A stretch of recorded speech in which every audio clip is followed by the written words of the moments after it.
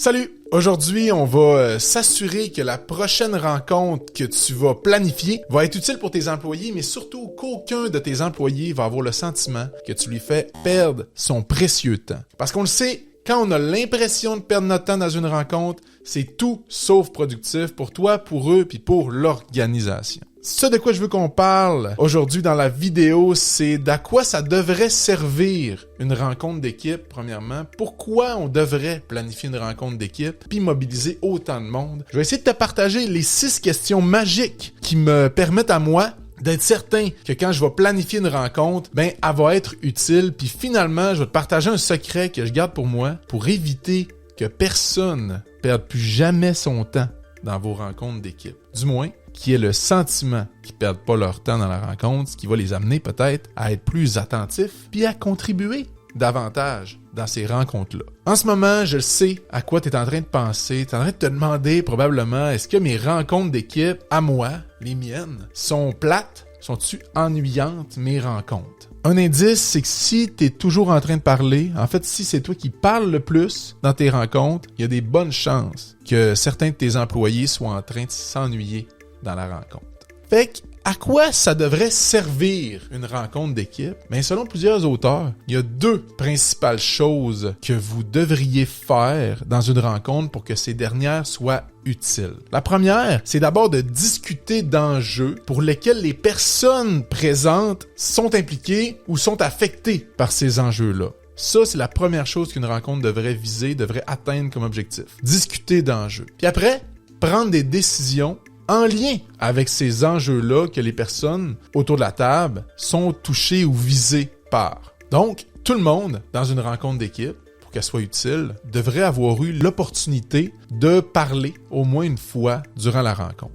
Si c'est pas le cas dans tes rencontres, s'il y a beaucoup de gens qui sont en mode satellite, qu'on va dire, qui gravitent autour de la table mais qui n'ont pas vraiment de contribution apparente, c'est le moment là, de prendre un papier puis un crayon puis de prendre en note les questions que je vais te présenter à l'instant. La première question, est-ce que la rencontre que je suis en train de planifier vise à prendre une décision ou à donner de l'information?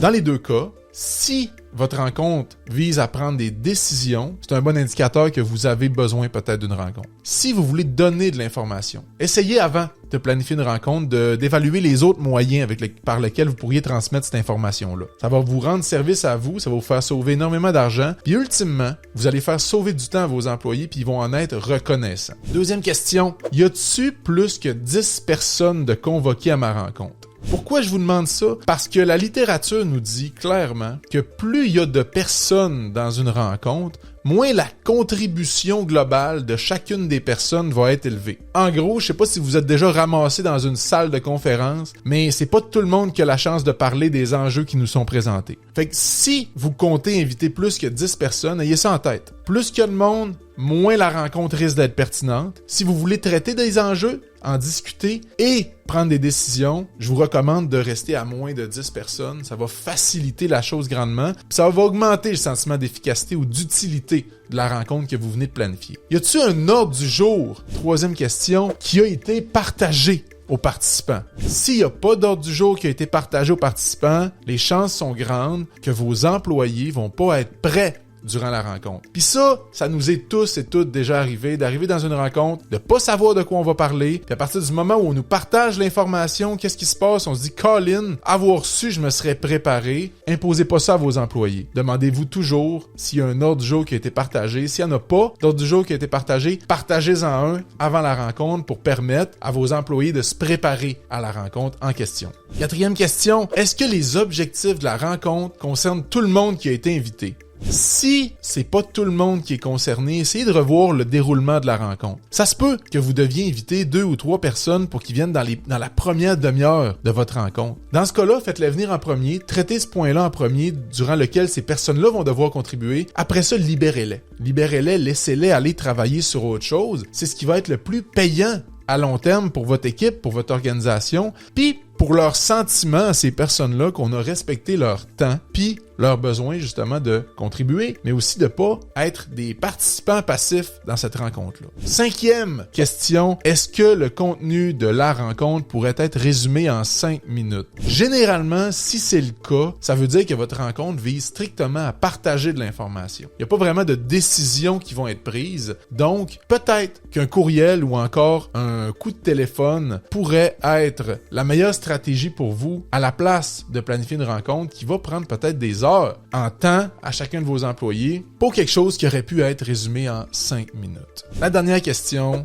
est-ce que tu es en train d'inviter du monde parce que tu as peur de leur réaction quand ils vont savoir qu'ils n'ont pas été invités? Ça, c'est une question que quand je pose cette question-là aux gestionnaires avec qui je travaille, souvent ce qu'ils me disent c'est « Mais voyons, j'ai pas peur, mais je vais mettre mon boss en CC pour être certain qu'il a eu accès à l'information. Je vais inviter un collègue qui a déjà été impliqué dans le projet, mais là, il est plus impliqué dans le projet, mais je voudrais pas qu'il le prenne mal. » Ça, c'est des questions que les gens qui ont peur se posent. Si tu te poses ces questions-là, essaie de ne pas inviter des gens pour la simple et unique raison que tu as peur qu'il n'y ait pas accès à l'information ou que tu as peur qu'ils prennent mal de ne pas avoir été invités. Généralement, si tes rencontres sont pertinentes puis utiles, puis que tu développes l'habitude de te poser ces 6 questions-là, les gens vont te faire confiance dans la manière avec laquelle tu planifies tes rencontres, puis ils vont avoir le sentiment éventuellement que si tu les as pas invités, c'est parce que tu as eu à cœur leur temps, puis que tu les respectes assez pour leur partager en 5 minutes tout ce qui s'est passé. En fait, mon secret, c'est une stratégie que j'ai lue dans le livre d'Elon Musk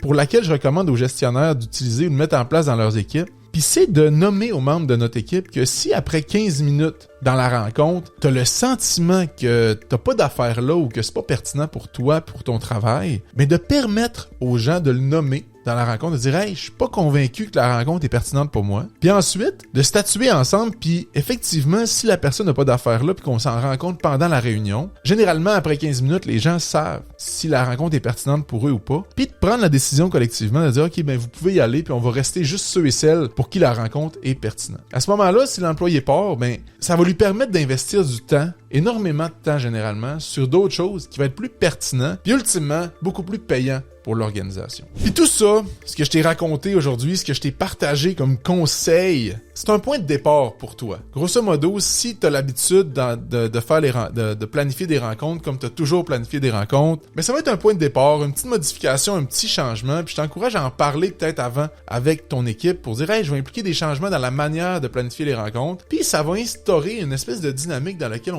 on fait plus attention à comment ça se passe dans la planification des rencontres. En fait, tout ce que je viens de te partager là, c'est des stratégies, c'est une stratégie parmi tant d'autres pour améliorer ton efficacité comme gestionnaire. Puis ce que je te propose, si jamais tu as apprécié les petits conseils que je t'ai donnés aujourd'hui, c'est de t'abonner à ma chaîne YouTube ou encore d'aller voir sur mon profil LinkedIn puis de planifier une rencontre avec moi si tu as besoin de coaching. Bref, sur ce, je te souhaite une excellente semaine puis on se retrouve la semaine prochaine. Bye bye.